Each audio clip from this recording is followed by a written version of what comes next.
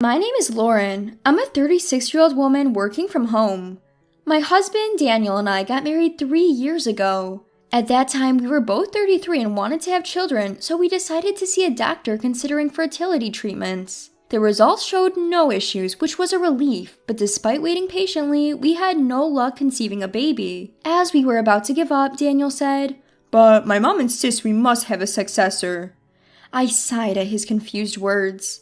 Daniel is generally a good husband, but he has a tendency to be a bit of a mama's boy and always agrees with whatever his mother says. I don't particularly like my mother-in-law. Daniel is the eldest son and has a younger sister, but my mother-in-law adores Daniel, practicing favoritism to an extreme. His sister didn't like this, so she left home early. Daniel's job involves a lot of transfers, but when we got married, he was working near his parents' home. When we were getting married, he warned me that he might get transferred, but I felt as long as we were together, I could live anywhere. However, when we rented a house near his parents' home, my mother-in-law would often come over to our house on Daniel's days off, and even while I was working from home, she would find excuses to drop by and interfere with my work, criticizing my way of doing laundry or cleaning. It's downright annoying. Additionally, every time we meet, she would ask about having a grandchild. Of course, it has to be a boy. We don't need a girl.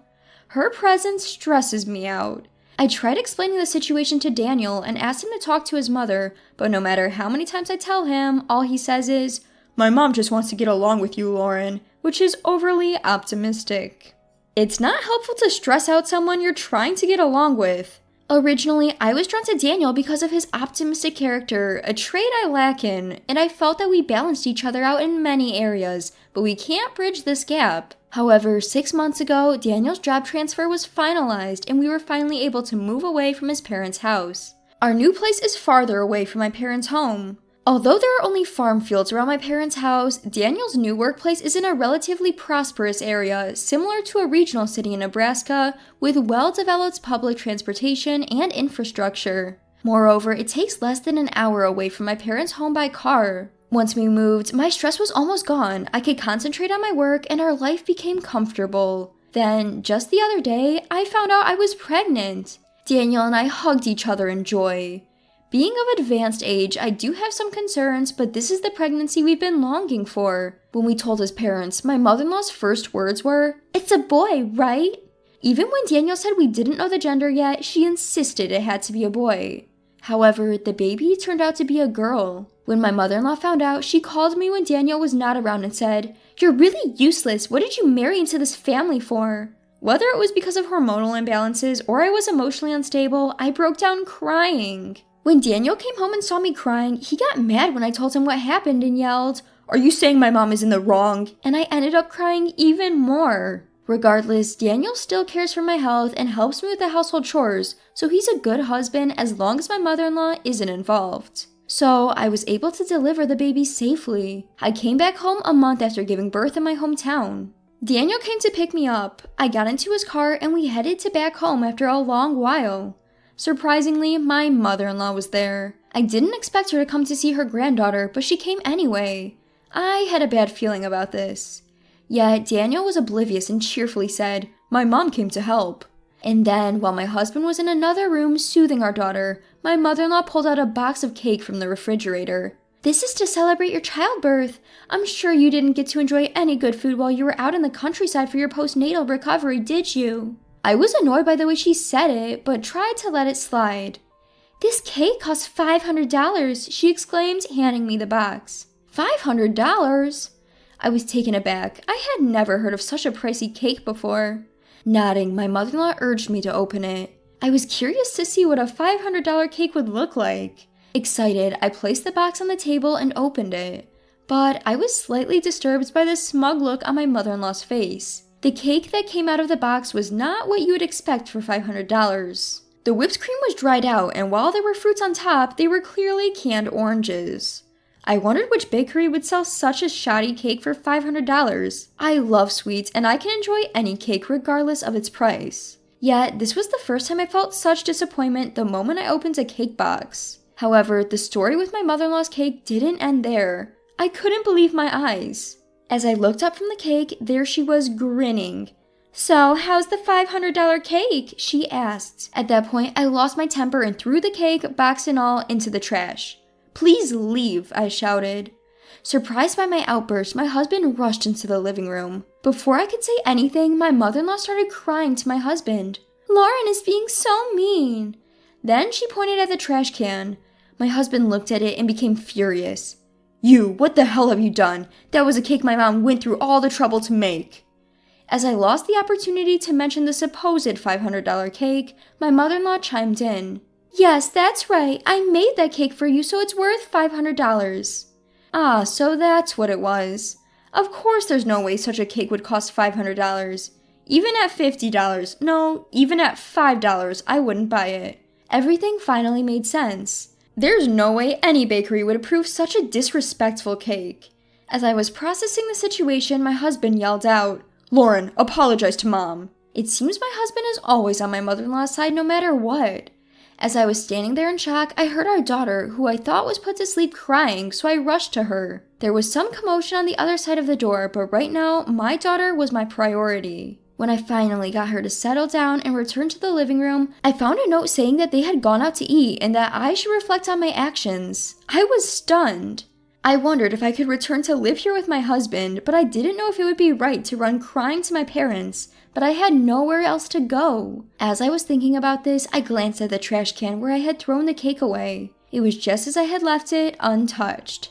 On a whim, I decided to take a picture of it. When I called my parents and told them the whole story, my father said he would come to pick me up right away. I felt sorry for my newborn daughter. We had to move again.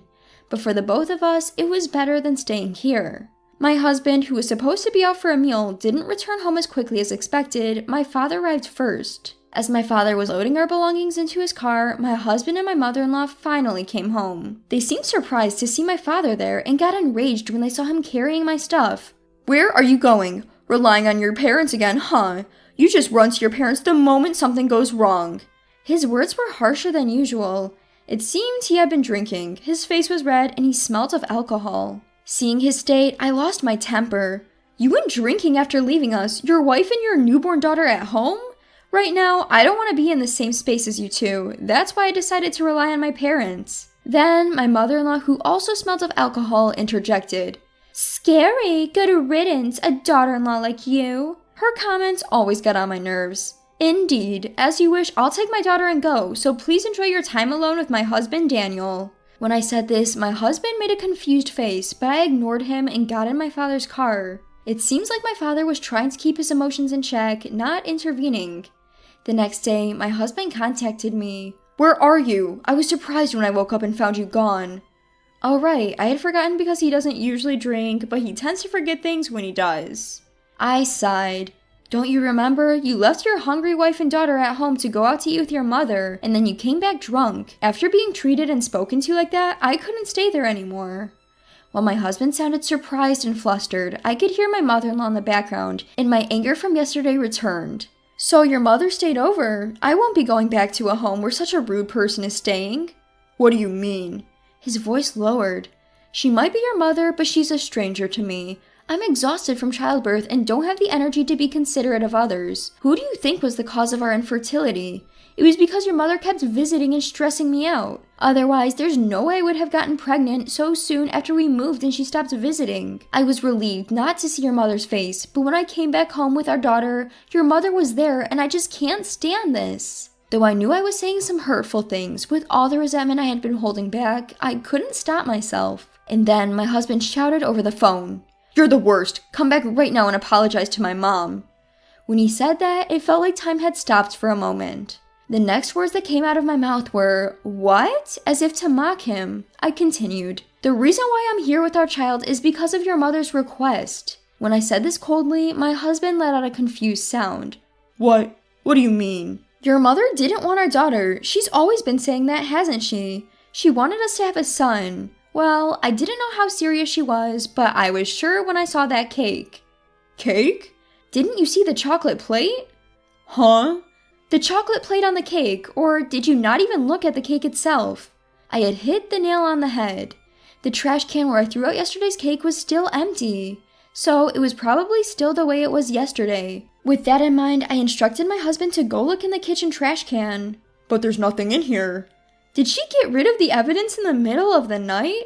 Then why don't you ask your mother what was written on the chocolate plate and where she threw it away? Then I could hear their exchange on the other end of the phone.